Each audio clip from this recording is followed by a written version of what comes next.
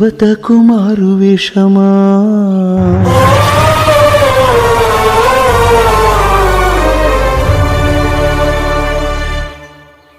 కన్న తల్లికే కాలదోషమా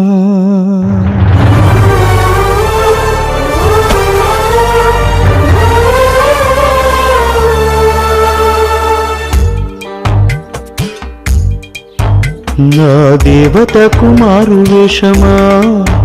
మహారాణికింత పేద వేషమా గొడ్రాలివైతే బాధ లేదమ్మా ఈ కొట్లపాక రాతలేదమ్మా